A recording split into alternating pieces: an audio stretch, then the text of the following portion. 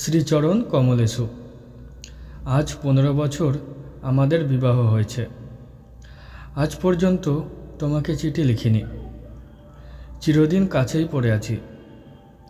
মুখের কথা অনেক শুনেছ, আমিও শুনেছি। চিঠি লিখবার মতো ফাঁকটুকু পাওয়া যায়নি। আজ আমি এসেছি তীর্থ করতে শ্রীক্ষেত্রে। তুমি আছো তোমার আপিসের কাজে। শামুকের সঙ্গে খোলসের যে সম্বন্ধ, কলকাতার সঙ্গে তোমার তাই। সে তোমার দেহমনের সঙ্গে এঁটে গিয়েছে, তাই তুমি আপিসে ছুটির দরখাস্ত করলে না। বিধাতার তাই অভিপ্রায় ছিল।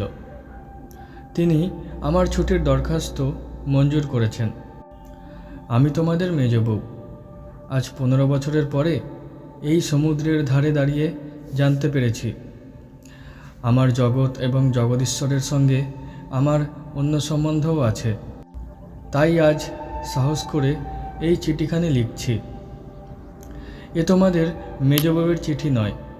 তোমাদের সঙ্গে আমার সম্বন্ধ কপালে যিনি লিখেছিলেন, তিনি ছাড়া যখন সেই সম্ভাবনার কথা আর কেউ জানত না, সেই শিশু বয়সে আমি আর আমার ভাই একসঙ্গেই সান্নিপাতিক জ্বরে পড়ি।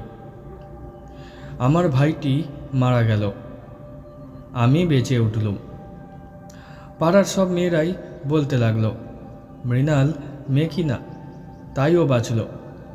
বেটা ছেলে হলে কি আর রক্ষা পেত? চুরিবিদ্যাতে জম পাকা, দামি জিনিসের পরেই তার লোভ।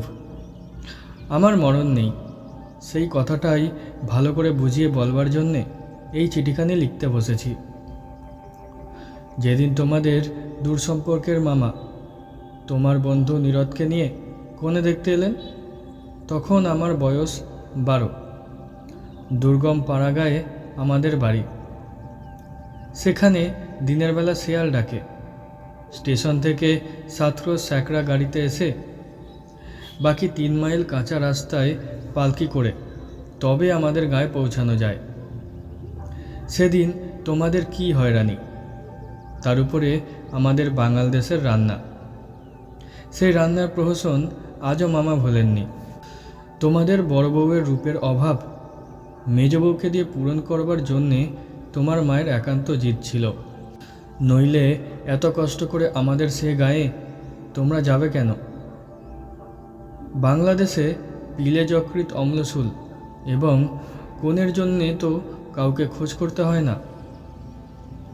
তারা আপনি এসে চেপে ধরে, কিছুতে ছাড়তে চায় না।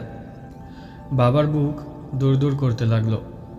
মা দুর্গা নাম জপ করতে লাগলেন। শহরের দেবতাকে পাড়াগাঁয়ের পূজারী কি দিয়ে সন্তুষ্ট করবে? মেয়ের রূপের উপরে ভরসা, কিন্তু সেই রূপের গুমর তো মেয়ের মধ্যে নেই। যে ব্যক্তি দেখতে এসেছে সে তাকে যে দামই দেবে সেই তার দাম।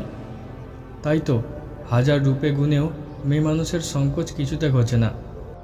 সমস্ত বাড়ির, এমনকি সমস্ত পাড়ার এই আতঙ্ক আমার বুকের মধ্যে পাথরের মতো চেপে বসল। সেদিনকার আকাশের যত আলো এবং জগতের সকল শক্তি যেন 12 বছরের একটি পাড়াগেঁয়ে মেয়েকে 2 জন পরীক্ষকের 2 জোড়া চোখের সামনে শক্ত করে তুলে ধরবার জন্যে পেয়াদেগিরি করছিল। আমার কোথাও লুকোবার জায়গা ছিল না। সমস্ত আকাশকে কাঁদিয়ে দিয়ে বাঁশি বাজাতে লাগলো। তোমাদের বাড়িতে এসে উঠলুম। আমার খুঁতগুলি সবিস্তারে খতিয়ে দেখেও গিন্নির দল সকলে স্বীকার করলেন, মোটের উপরে আমি সুন্দরী বটে। সে কথা শুনে আমার বড় জায়ের মুখ গম্ভীর হয়ে গেল। কিন্তু আমার রূপের দরকার কি ছিল তাই ভাবি। রূপ জিনিসটাকে যদি কোনো সেকেলে পণ্ডিত গঙ্গা মৃত্তিকা দিয়ে গড়তেন তাহলে ওর আদর থাকতো, কিন্তু ওটা যে কেবল বিধাতা নিজের আনন্দে গড়েছেন। তাই তোমাদের ধর্মের সংসারে ওর দাম নেই। আমার যে রূপ আছে সে কথা ভুলতে তোমার বেশি দিন লাগেনি, কিন্তু আমার যে বুদ্ধি আছে সেটা তোমাদের পদে পদে স্মরণ করতে হয়েছে। ওই বুদ্ধিটা আমার এতই স্বাভাবিক যে তোমাদের ঘরকন্যার মধ্যে এতকাল কাটিয়েও আজও সে টিকে আছে। মা আমার এই বুদ্ধিটার জন্যে বিষম উদ্বিগ্ন ছিলেন। মেয়ে মানুষের পক্ষে এ এক বালাই, যাকে বাধা মেনে চলতে হবে। সে যদি বুদ্ধিকে মেনে চলতে চায় তবে ঠোকর খেয়ে খেয়ে তার কপাল ভাঙবেই। কিন্তু কি করব বলো? তোমাদের ঘরের বউয়ের যতটা বুদ্ধির দরকার, বিধাতা অসতর্ক হয়ে আমাকে তার চেয়ে অনেকটা বেশি দিয়ে ফেলেছেন। সে আমি এখন ফিরিয়ে দিই কাকে? তোমরা আমাকে মেয়ে জ্যাঠা বলে দুবেলা গাল দিয়েছ। কটু কথাই হচ্ছে অক্ষমের সান্ত্বনা। অতএব সে আমি ক্ষমা করলুম। আমার একটা জিনিস তোমাদের ঘরকন্যার বাইরে ছিল, সেটা কেউ তোমরা জানোনি। আমি লুকিয়ে কবিতা লিখতুম, সে ছাইপাশ যাই হোক না। সেখানে তোমাদের অন্দরমহলের পাঁচিল ওঠেনি। সেইখানে আমার মুক্তি, সেইখানে আমি আমার মধ্যে যা কিছু তোমাদের মেজবউকে ছাড়িয়ে রয়েছে, সে তোমরা পছন্দ করনি, চিনতেও পারোনি। আমি যে কবি, সে এই 15 বছরেও তোমাদের কাছে ধরা পড়েনি। তোমাদের ঘরের প্রথম স্মৃতির মধ্যে সবচেয়ে যেটা আমার মনে জাগছে, সে তোমাদের গোয়ালঘর। অন্দরমহলের সিঁড়িতে ওঠবার ঠিক পাশের ঘরেই তোমাদের গরু থাকে। সামনের উঠোনটুকু ছাড়া তাদের আর নড়বার জায়গা নেই। সেই উঠোনের কোণে তাদের জাবনা দেবার কাঠের গামলা। সকালে বেহারার নানা কাজ। উপবাসী গরুগুলো ততক্ষণ সেই গামলার ধারগুলো চেটে চেটে চিবিয়ে চিবিয়ে খাবলা করে দিত। আমার প্রাণ কাঁদত। আমি পাড়াগাঁয়ের মেয়ে। তোমাদের বাড়িতে যেদিন নতুন এলুম, সেদিন সেই 2টি গরু এবং 3টি বাছুরি সমস্ত শহরের মধ্যে আমার চিরপরিচিত আত্মীয়ের মতো আমার চোখে ঠেকল। যতদিন নতুন বউ ছিলুম, নিজে না খেয়ে লুকিয়ে ওদের খাওয়াতুম।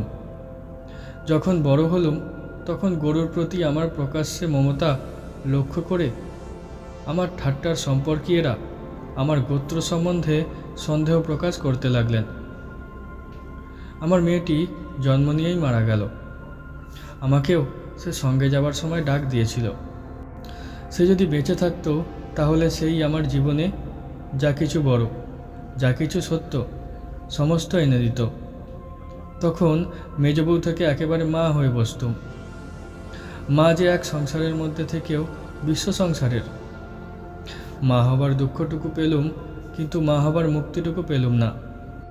মনে আছে, ইংরেজ ডাক্তার এসে আমাদের অন্দর দেখে আশ্চর্য হয়েছিল এবং আঁতরঘর দেখে বিরক্ত হয়ে বকাবকি করেছিল। সদরে তোমাদের একটুখানি বাগান আছে, ঘরে সাজসজ্জা আসবারের অভাব নেই, আর অন্দরটা যেন পশমের কাজের উল্টো পিঠ। সেদিকে কোনো লজ্জা নেই, শ্রী নেই, সজ্জা নেই। সেদিকে আলো মিটমিট করে জ্বলে, হাওয়া চোরের মতো প্রবেশ করে। উঠোনের আবর্জনা নড়তে চায় না। দেওয়ালের এবং মেঝের সমস্ত কলঙ্ক অক্ষয় হয়ে বিরাজ করে। কিন্তু ডাক্তার একটা ভুল করেছিল। সে ভেবেছিল এটা বুঝি আমাদের অহরাত্র দুঃখ দেয়। ঠিক উল্টোটা, অনাদর জিনিসটাই ছাইয়ের মতো। সে ছাই আগুনকে হয়তো ভিতরে ভিতরে জমিয়ে রাখে, কিন্তু বাইরে থেকে তার তাপটাকে বুঝতে দেয় না। আত্মসম্মান যখন কমে যায়, তখন অনাদরকে তো অন্যায্য বলে মনে হয় না। সেই জন্যে তার বেদনা নেই। তাই তো মেয়ে মানুষ দুঃখবোধ করতেই লজ্জা পায়। আমি তাই বলি, মেয়ে মানুষকে দুঃখ পেতেই হবে। এইটা যদি তোমাদের ব্যবস্থা হয়, তাহলে যতদূর সম্ভব তাকে অনাদরে রেখে দেওয়াই ভালো। আদরে দুঃখে ব্যথাটা কেবল বেড়ে ওঠে। যেমন করেই রাখো, দুঃখ যে আছে এ কথা মনে করবার কথাও কোনোদিন মনে আসেনি। আতুর ঘরে মরণ মাথার কাছে এসে দাঁড়ালো। মনে ভয়ই হলো না। জীবন আমাদের কি বা যে মরণকে ভয় করতে হবে? আদরে যত্নে যাদের প্রাণের বাঁধন শক্ত করেছে, মরতে তাদেরই বাঁধে। সেদিন যম যদি আমাকে ধরে টান দিত, তাহলে আলগা মাটি থেকে যেমন অতি সহজে ঘাসের চাপড়া উঠে আসে, সমস্ত শিকড় শুদ্ধ আমি তেমনি করে উঠে আসতুম। বাঙালি মেয়ে তো কথায় মরতে যায়, কিন্তু এমন মরায় বাহাদুরিটা কি? মরতে লজ্জা হয়। আমাদের পক্ষে ওটা এতই সহজ। আমার মেয়েটি তো সন্ধ্যাতারার মতো ক্ষণকালের জন্যে উদয় হয়েই অস্ত গেল। আবার আমার নিত্যকর্ম এবং গরু বাছুর নিয়ে পড়লুম। জীবন তেমনি করেই গড়াতে গড়াতে শেষ পর্যন্ত কেটে যেত। আজকে তোমাকে এই চিঠি লিখবার দরকারই হতো না, কিন্তু বাতাসে সামান্য একটা বীজ উড়িয়ে নিয়ে এসে পাকা দালানের মধ্যে অসত্য গাছের অঙ্কুর বের করে। শেষকালের সেইটুকু থেকে ইট কাঠের বুকের পাঁজর বিদীর্ণ হয়ে যায়। আমার সংসারের পাকা বন্দোবস্তের মাঝখানে ছোট একটুখানি জীবনের কণা কোথা থেকে উড়ে এসে পড়ল। তারপর থেকে ফাটল শুরু হলো। বিধবা মার মৃত্যুর পরে আমার বড় জায়ের বোন বিন্দু তার খুড়তুতো ভাইদের অত্যাচারে আমাদের বাড়িতে তার দিদির কাছে এসে যেদিন আশ্রয় নিলে, তোমরা সেদিন ভাবলে এ আবার কোথাকার আপদ। আমার পোড়া স্বভাব, কি করব বলো। দেখলুম তোমরা সকলেই মনে মনে বিরক্ত হয়ে উঠেছ। সেই জন্যেই এই নিরাশ্রয় মেয়েটির পাশে আমার সমস্ত মন যেন একেবারে কোমর বেঁধে দাঁড়ালো। পরের বাড়িতে পরের অনিচ্ছাতে এসে আশ্রয় নেওয়া সে কত বড় অপমান।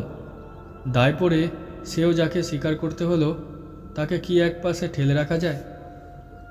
তারপরে দেখলুম আমার বড় জায়ের দশা। তিনি নিতান্ত দরদে পড়ে বোনটিকে নিজের কাছে এনেছেন, কিন্তু যখন দেখলেন স্বামীর অনিচ্ছা, তখন এমনি ভাব করতে লাগলেন যেন এ তার এক বিষম বালাই, যেন একে দূর করতে পারলেই তিনি বাঁচেন। এই অনাথা বোনটিকে মন খুলে প্রকাশ্যে স্নেহ দেখাবেন, সে সাহস তার হলো না। তিনি পতিব্রতা।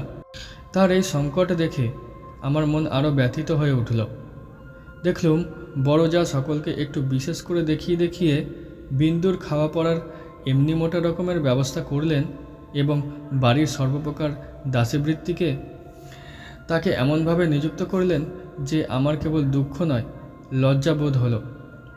তিনি সকলের কাছে প্রমাণ করবার জন্য ব্যস্ত যে আমাদের সংসারে ফাঁকি দিয়ে বিন্দুকে ভারী সুবিধা দরে পাওয়া গেছে। ও কাজ দেয় বিস্তর, অথচ খরচের হিসাবে বেজায় সস্তা। আমাদের বড় জায়ের বাপের বংশে কুল ছাড়া আর বড় কিছু ছিল না, রূপও না, টাকাও না। আমার শ্বশুরের হাতে পায়ে ধরে কেমন করে তোমাদের ঘরে তার বিবাহ হলো সে তো সমস্তই জানো। তিনি নিজের বিবাহটাকে এ বংশের প্রতি বিষম একটা অপরাধ বলেই চিরকাল মনে জেনেছেন। সেই জন্যে সকল বিষয়েই নিজেকে যতদূর সম্ভব সংকুচিত করে তোমাদের ঘরে তিনি অতি অল্প জায়গা জুড়ে থাকেন। কিন্তু তার এই সাধু দৃষ্টান্তে আমাদের বড় মুশকিল হয়েছে। আমি সকল দিকে আপনাকে অত অসম্ভব খাটো করতে পারি নে। আমি যেটাকে ভালো বলে বুঝি আর কারো খাতিরে সেটাকে মন্দ বলে মেনে নেওয়া আমার কর্ম নয়। তুমিও তার অনেক প্রমাণ পেয়েছ। বিন্দুকে আমি আমার ঘরে টেনে নিলুম। দিদি বললেন, মেজ বউ, গরিবের ঘরের মেয়ের মাথাটি খেতে বসলেন। আমি যেন বিষম একটা বিপদ ঘটালুম। এমনিভাবে তিনি সকলের কাছে নালিশ করে বেড়ালেন। কিন্তু আমি নিশ্চয় জানি তিনি মনে মনে বেঁচে গেলেন। এখন দোষের বোঝা আমার উপরেই পড়ল। তিনি বোনকে নিজে যে স্নেহ দেখাতে পারলেন না, আমাকে দিয়ে সেই স্নেহটুকু করিয়ে নিয়ে তার মনটা হালকা হলো। আমার বড় যা বিন্দুর বয়স থেকে 2-4টে অঙ্ক বাদ দিতে চেষ্টা করলেন, কিন্তু তার বয়স যে 14-র চেয়ে কম ছিল না। এ কথা লুকিয়ে বললে অন্যায় হতো না। তুমি তো জানো সে দেখতে এতই মন্দ ছিল যে পড়ে গিয়ে সে যদি মাথা ভাঙত তবে ঘরের মেজেটার জন্যেই লোকে উদ্বিগ্ন হতো।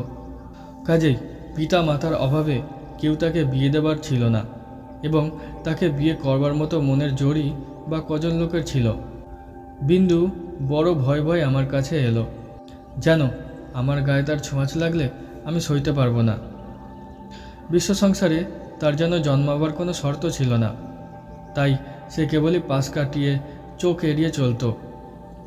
তার বাপের বাড়িতে তার খুড়তুতো ভাইরা তাকে এমন একটি কোণও ছেড়ে দিতে চায়নি যে কোণে একটা অনাবশ্যক জিনিস পড়ে থাকতে পারে। অনাবশ্যক আবর্জনা ঘরের আশেপাশে অনায়াসে স্থান পায়, কেননা মানুষ তাকে ভুলে যায়। কিন্তু অনাবশ্যক মেয়ে মানুষ যে একে অনাবশ্যক, আবার তার উপরে তাকে ভোলাও শক্ত, সেই জন্যে আস্থা করেও তার স্থান নেই। অথচ বিন্দুর খুড়তুতো ভাইরা যে জগতে পরমাবশ্যক পদার্থ তা বলবার জো নেই, কিন্তু তারা বেশ আছে। তাই বিন্দুকে যখন আমার ঘরে ডেকে আনলুম, তার বুকের মধ্যে কাঁপতে লাগলো। তার ভয় দেখে আমার বড় দুঃখ হলো। আমার ঘরে যে তার একটুখানি জায়গা আছে, সেই কথাটি আমি অনেক আদর করে তাকে বুঝিয়ে দিলুম। কিন্তু আমার ঘর তো শুধু আমারই ঘর নয়, কাজেই আমার কাজটি সহজ হলো না। 2-4 দিন আমার কাছে থাকতেই তার গায়ে লাল লাল কি উঠল। হয়তো সে ঘামাচি, নয়তো আর কিছু হবে। তোমরা বললে বসন্ত, কেননা ও যে বিন্দু। তোমাদের পাড়ায় এক আনাড়ি ডাক্তার এসে বললে, আর 2-1 দিন না গেলে ঠিক বলা যায় না, কিন্তু সেই 2-1 দিনের সবুর সইবে কে? বিন্দু তো তার ব্যামল লজ্জাতেই মরবার জো হলো। আমি বললুম, বসন্ত হয়তো হোক, আমি আমাদের সেই আঁতুর ঘরে ওকে নিয়ে থাকব, আর কাউকে কিচ্ছু করতে হবে না। এই নিয়ে আমার উপরে তোমরা যখন সকলে মারমূর্তি ধরেছ, এমনকি বিন্দুর দিদিও যখন অত্যন্ত বিরক্তির ভান করে পোড়া কপালি মেয়েটাকে হাসপাতালে পাঠানোর প্রস্তাব করেছেন, এমন সময় ওর গায়ের সমস্ত লাল দাগ একদম মিলিয়ে গেল। তোমরা দেখি তাতে আরও ব্যস্ত হয়ে উঠলে, বললে নিশ্চয় বসন্ত বসে গিয়েছে, কেননা ও যে বিন্দু। অনাদরে মানুষ হবার একটা মস্ত গুণ, শরীরটাকে তাতে একেবারে অজর অমর করে তোলে। ব্যায়াম হতেই চায় না। মরার সদর রাস্তাগুলো একেবারেই বন্ধ। রোগ তাই ওকে ঠাট্টা করে গেল, কিছুই হলো না। কিন্তু এটা বেশ বোঝা গেল, পৃথিবীর মধ্যে সবচেয়ে অকিঞ্চিতকর মানুষকে আশ্রয় দেওয়াই সবচেয়ে কঠিন। আশ্রয়ের দরকার তার যত বেশি, আশ্রয়ের বাধাও তেমনি বিষম। আমার সম্বন্ধে বিন্দুর ভয় যখন ভাঙল, তখন ওকে আর এক গেরোয় ধরল। আমাকে এমনি ভালোবাসতে শুরু করলে যে আমাকে ভয় ধরিয়ে দিলে। ভালোবাসার এরকম মূর্তি সংসারে তো কোনোদিন দেখিনি।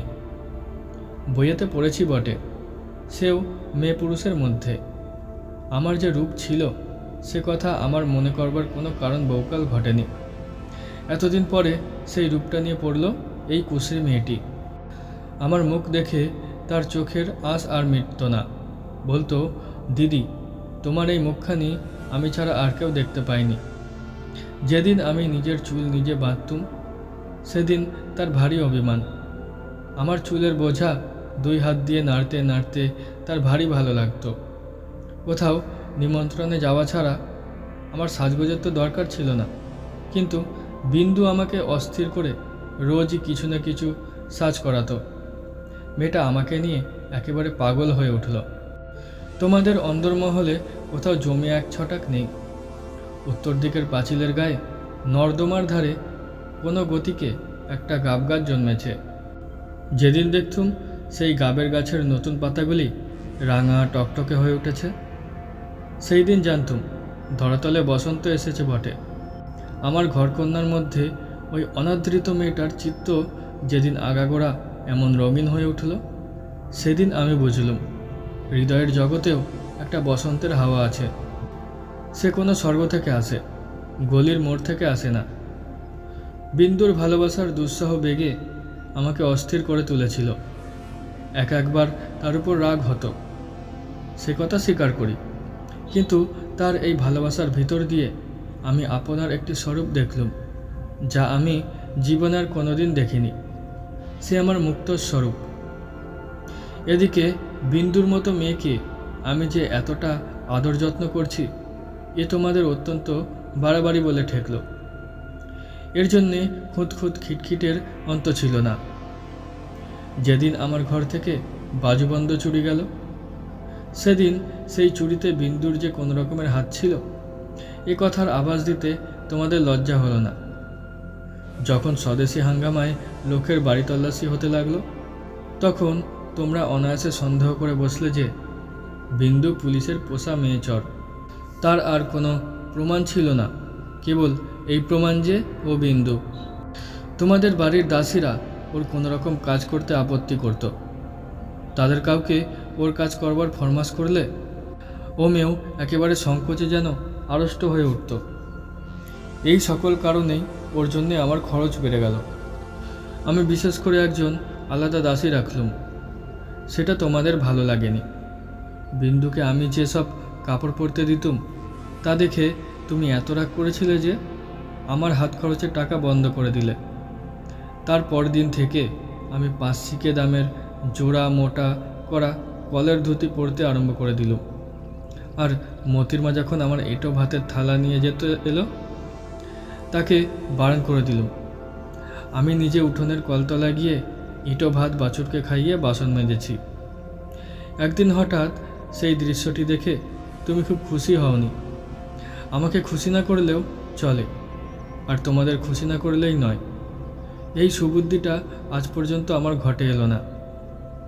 এদিকে তোমাদের রাগও যেমন বেড়ে উঠেছে, বিন্দুর বয়সও তেমনি বেড়ে চলেছে। সেই স্বাভাবিক ব্যাপারে তোমরা অস্বাভাবিক রকমের বিব্রত হয়ে উঠেছিল।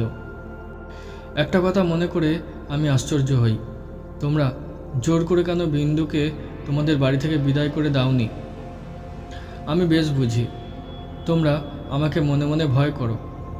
বিধাতা যে আমাকে বুদ্ধি দিয়েছিলেন, ভিতরে ভিতরে তার খাতির না করে তোমরা বাঁচো না। অবশেষে বিন্দুকে নিজের শক্তিতে বিদায় করতে না পেরে তোমরা প্রজাপতি দেবতার শরণাপন্ন হলে। বিন্দুর বর ঠিক হলো। বড় যা বললেন বাঁচল। মা কালী আমাদের বংশের মুখ রক্ষা করলেন। বর কেমন তা জানি না, তোমাদের কাছে শুনলুম সকল বিষয়েই ভালো। বিন্দু আমার পা জড়িয়ে ধরে কাঁদতে লাগলো। বললে, দিদি আমার আবার বিয়ে করা কেন? আমি তাকে অনেক বুঝিয়ে বললুম, বিন্দু তুই ভয় করিস নে, শুনেছি তোর বর ভালো। বিন্দু বললে, বর যদি ভালো হয় আমার কি আছে যে আমাকে তার পছন্দ হবে? বরপক্ষেরা বিন্দুকে তো দেখতে আসবার নামও করলে না। বরদিদি তাতে বড় নিশ্চিন্ত হলেন। কিন্তু দিনরাত্রে বিন্দুর কান্না আর থামতে চায় না। সে তার কি কষ্ট সে আমি জানি। বিন্দুর জন্যে আমি সংসারে অনেক লড়াই করেছি, কিন্তু ওর বিবাহ হোক এ কথা বলবার সাহস আমার হলো না। কিসের জোরেই বা বলবো? আমি যদি মারা যাই তো ওর কি দশা হবে? একে তো মেয়ে, তাতে কালো মেয়ে, কার ঘরে চলল, ওর কি দশা হবে? সে কথা না ভাবাই ভালো। ভাবতে গেলে প্রাণ কেঁপে ওঠে। বিন্দু বললে, দিদি বিয়ের আর 5 দিন আছে, এর মধ্যে আমার মরণ হবে নাকি? আমি তাকে খুব ধমকে দিলুম, কিন্তু অন্তর্যামী জানেন যদি কোনো সহজভাবে বিন্দুর মৃত্যু হতে পারত তাহলে আমি আরাম বোধ করতুম। বিবাহের আগের দিন বিন্দু তার দিদিকে গিয়ে বললে, দিদি আমি তোমাদের গোয়াল ঘরে পড়ে থাকব, আমাকে যা বলবে তাই করব, তোমার পায়ে পড়ি, আমাকে এমন করে ফেলে দিও না। কিছুকাল থেকে লুকিয়ে লুকিয়ে দিদির চোখ দিয়ে জল পড়ছিল। সেদিনও পড়ল, কিন্তু শুধু হৃদয় তো নয়, শাস্ত্রও আছে। তিনি বললেন, জানিস তো বিন্দি, পতি হচ্ছে স্ত্রীলোকের গতিমুক্তি সব। কপালে যদি দুঃখ থাকে তো কেউ খণ্ডাতে পারবে না। আসল কথা হচ্ছে কোনো দিকে কোনো রাস্তাই নেই, বিন্দুকে বিবাহ করতেই হবে, তারপরে যা হয় তা হোক। আমি চেয়েছিলুম বিবাহটা যাতে আমাদের বাড়িতেই হয়, কিন্তু তোমরা বলে বসলে বরের বাড়িতেই হওয়া চাই। সেটা তাদের কৌলিক প্রথা। আমি বললুম, বিন্দুর বিবাহের জন্য যদি তোমাদের খরচ করতে হয় তবে সেটা তোমাদের গৃহদেবতার কিছুতেই সইবে না। কাজেই চুপ করে যেতে হলো। কিন্তু এই কথা তোমরা কেউ জানো না। দিদিকে জানাবার ইচ্ছা ছিল, কিন্তু জানায়নি, কেননা তাহলে তিনি ভয়েই মরে যেতেন। আমার কিছু কিছু গয়না দিয়ে আমি লুকিয়ে বিন্দুকে সাজিয়ে দিয়েছিলাম। বোধ করি দিদির চোখে সেটা পড়ে থাকবে, কিন্তু সেটা তিনি দেখেও দেখেননি। দোহাই ধর্মের, সেজন্য তোমরা তাকে ক্ষমা করো। যাবার আগে বিন্দু আমাকে জড়িয়ে ধরে বললে, দিদি আমাকে তোমরা তাহলে নিতান্তই ত্যাগ করলে? আমি বললুম, না বিন্দি, তোর যেমন দশাই হোক না কেন আমি তোকে শেষ পর্যন্ত ত্যাগ করব না। 3 দিন গেল। তোমাদের তালুকের প্রজা খাবার জন্য তোমাকে যে ভেড়া দিয়েছিল, তাকে তোমার জঠরাগ্নি থেকে বাঁচিয়ে আমি আমাদের একতলায় কয়লা রাখবার ঘরের এক পাশে বাস করতে দিয়েছিলাম। সকালে উঠেই আমি নিজে তাকে দানা খাইয়ে আসতুম। তোমার চাকরদের প্রতি 2-1 দিন নির্ভর করে দেখেছি, তাকে খাওয়ানোর চেয়ে তাকে খাওয়ার প্রতি তাদের বেশি ঝোঁক। সেদিন সকালে সেই ঘরে ঢুকে দেখি বিন্দু এক কোণে জড়সড় হয়ে বসে আছে। আমাকে দেখেই আমার পা জড়িয়ে ধরে লুটিয়ে পড়ে নিঃশব্দে কাঁদতে লাগলো। বিন্দুর স্বামী পাগল। সত্যি বলছিস বিন্দি? এত বড় মিথ্যা কথা তোমার কাছে বলতে পারি দিদি? তিনি পাগল। শ্বশুরের এই বিবাহে মত ছিল না, কিন্তু তিনি আমার শাশুড়িকে জমের মতো ভয় করেন। তিনি বিবাহের পূর্বেই কাশি চলে গেছেন। শাশুড়ি জেদ করে তার ছেলের বিয়ে দিয়েছেন। আমি সেই রাস করা কয়লার উপরে বসে পড়লুম। মেয়ে মানুষকে মেয়ে মানুষ দয়া করে না, বলে ও তো মেয়ে মানুষ, বই তো নয়। ছেলে হোক না পাগল, সে তো পুরুষ বটে। বিন্দুর স্বামীকে হঠাৎ পাগল বলে বোঝা যায় না, কিন্তু এক একদিন সে এমন উন্মাদ হয়ে ওঠে যে তাকে ঘরে তালাবন্ধ করে রাখতে হয়। বিবাহের রাত্রে সে ভালো ছিল, কিন্তু রাত জাগা প্রভৃতি উৎপাতে দ্বিতীয় দিন থেকে তার মাথা একেবারে খারাপ হয়ে উঠল। বিন্দু দুপুরবেলায় পিতলের থালায় ভাত খেতে বসেছিল। হঠাৎ তার স্বামী থালা শুদ্ধ ভাত টেনে উঠোনে ফেলে দিল। হঠাৎ কেমন তার মনে হয়েছে বিন্দু স্বয়ং রানী রাসমণি। বেহারাটা নিশ্চয় সোনার থালা চুরি করে রানীকে তার নিজের থালায় ভাত খেতে দিয়েছে। এই তার রাগ। বিন্দু তা ভয় মরে গেল। তৃতীয় রাত্রে শাশুড়ি তাকে যখন স্বামীর ঘরে শুতে বললে, বিন্দুর প্রাণ শুকিয়ে গেল। শাশুড়ি তার প্রচণ্ড, রাগলে জ্ঞান থাকে না। সেও পাগল, কিন্তু পুরো নয় বলেই আরও ভয়ানক। বিন্দুকে ঘরে ঢুকতে হলো। স্বামী সে রাত্রে ঠান্ডা ছিল, কিন্তু ভয়ে বিন্দুর শরীর যেন কাঠ হয়ে গেল। স্বামী যখন ঘুমিয়েছে অনেক রাত্রে, সে অনেক কৌশলে পালিয়ে চলে এসেছে, তার বিস্তারিত বিবরণ লেখবার দরকার নেই। ঘৃণায় রাগে আমার সকল শরীর জ্বলতে লাগলো। আমি বললুম, এমন ফাঁকির বিয়েই নয়। বিন্দু, তুই যেমন ছিলি তেমনি আমার কাছে থাক, দেখি তোকে কে নিয়ে যেতে পারে।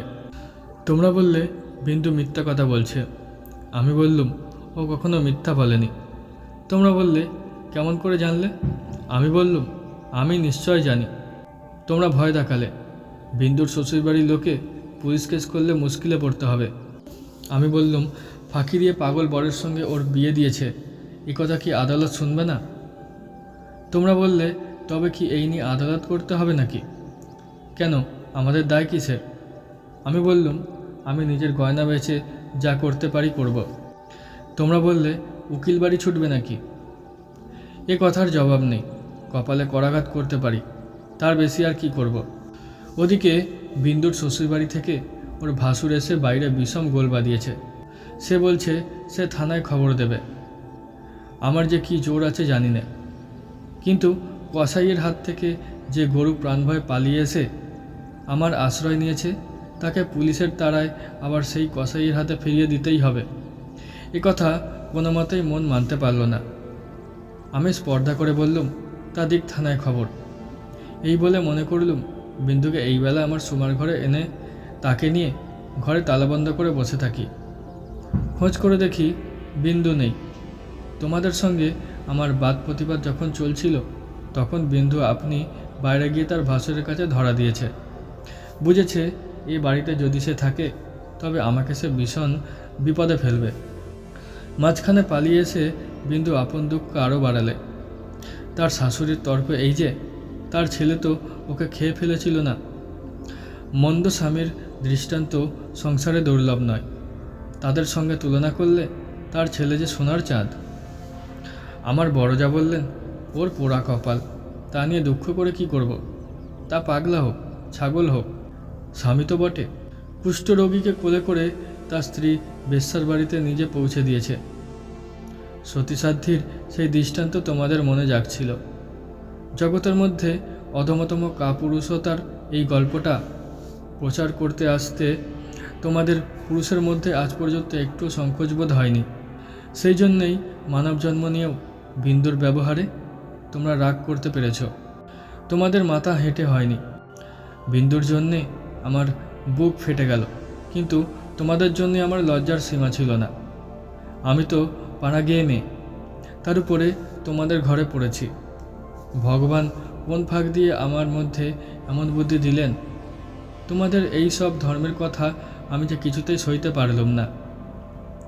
আমি নিশ্চয় জানতুম মরে গেলেও বিন্দু আমাদের ঘরে আর আসবে না, কিন্তু আমি যে তাকে বিয়ের আগের দিন আশা দিয়েছিলাম যে তাকে শেষ পর্যন্ত ত্যাগ করব না। আমার ছোট ভাই শরৎ কলকাতায় কলেজে পড়ছিল।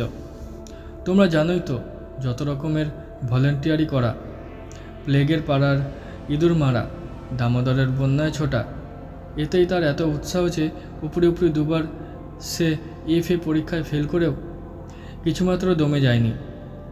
তাকে আমি ডেকে বললাম, বিন্দুর খবর যাতে আমি পাই, তোকে সেই বন্দোবস্ত করে দিতে হবে শরৎ।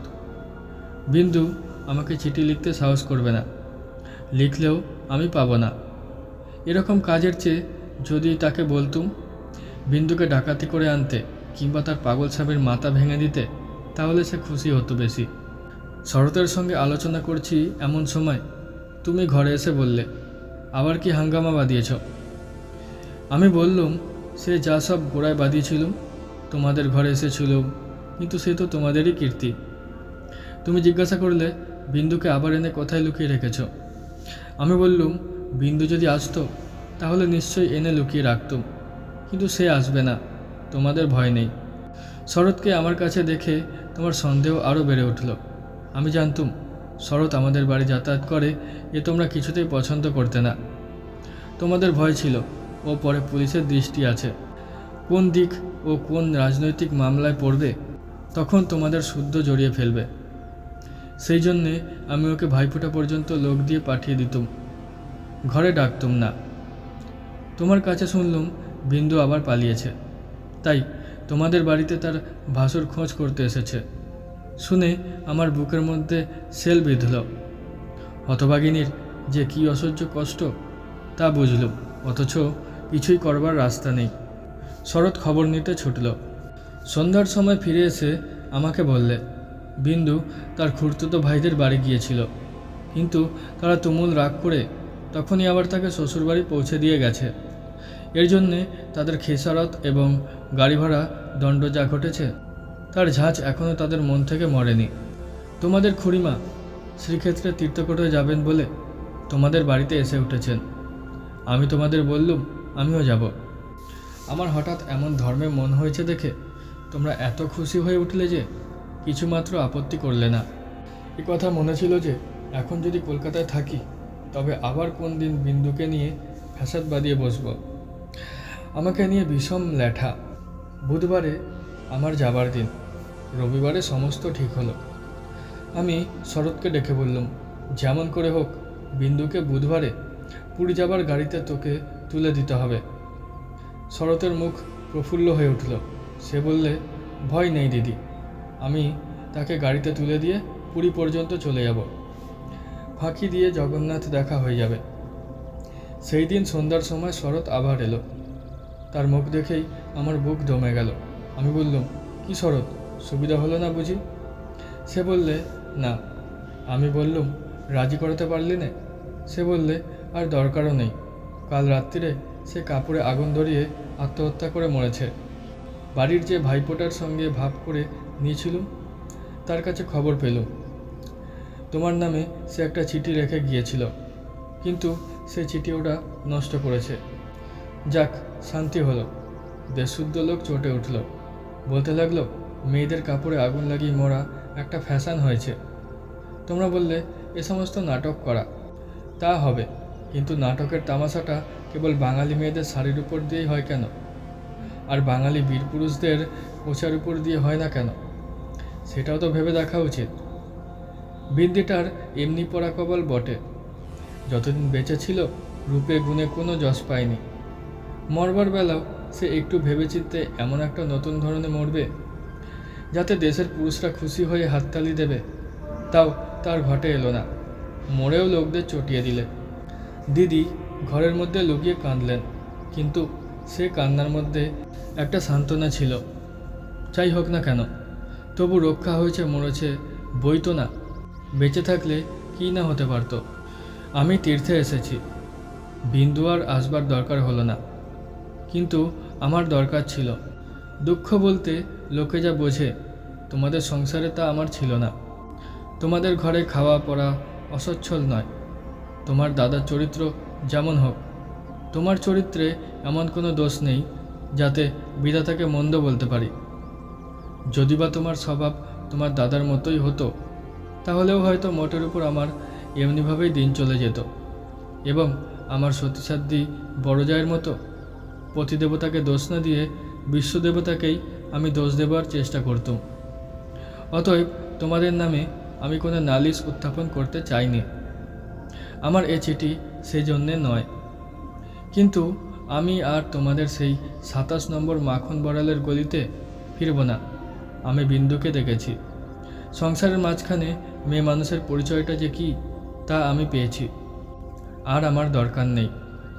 তারপরে এও দেখেছি ও মেয়ে বটে, তবু ভগবান ওকে ত্যাগ করেনি। ওর ওপরে তোমাদের যত জোরই থাক না কেন, সে জোরের অন্ত নেই। ও আপনার হতভাগ্য মানব জন্মের চেয়ে বড়। তোমরাই যে আপন ইচ্ছামতো আপন দস্তুর দিয়ে ওর জীবনটাকে চিরকাল পায়ের তলায় চেপে রেখে দেবে, তোমাদের পা এত লম্বা নয়। মৃত্যু তোমাদের চেয়ে বড়, সেই মৃত্যুর মধ্যে সে মহান। সেখানে বিন্দু কেবল বাঙালি ঘরের মেয়ে নয়, কেবল খুড়তুতো ভাইয়ের বোন নয়, কেবল অপরিচিত পাগল স্বামীর প্রবঞ্চিত স্ত্রী নয়, সেখানে সে অনন্ত। সেই মৃত্যুর বাঁশি এই বালিকার ভাঙা হৃদয়ের ভিতর দিয়ে আমার জীবনের যমুনা পারে যেদিন বাজল, সেদিন প্রথমটা আমার বুকের মধ্যে যেন বান বিঁধল। বিধাতাকে জিজ্ঞাসা করলুম, জগতের মধ্যে যা কিছু সবচেয়ে তুচ্ছ, তাই সবচেয়ে কঠিন কেন? এই গলির মধ্যকার চারিদিকে প্রাচীর তোলা নিরানন্দের অতি সামান্য বুদ্বুদটা এমন ভয়ঙ্কর বাধা কেন? তোমার বিশ্বজগৎ তার 6 ঋতুর সুধাপাত্র হাতে করে যেমন করেই ডাক দিক না, এক মুহূর্তের জন্যে কেন আমি এই অন্দরমহলটার এইটুকু মাত্র চৌকাট পেরোতে পারি নে? তোমার এমন ভুবনে আমার এমন জীবন নিয়ে কেন ওই অতি তুচ্ছ ইটকাঠের আড়ালটার মধ্যেই আমাকে তিলে তিলে মরতেই হবে? কত তুচ্ছ আমার এই প্রতিদিনের জীবনযাত্রা, কত তুচ্ছ এর সমস্ত বাধা নিয়ম, বাধা অভ্যাস, বাধা বুলি, এর সমস্ত বাধা মার।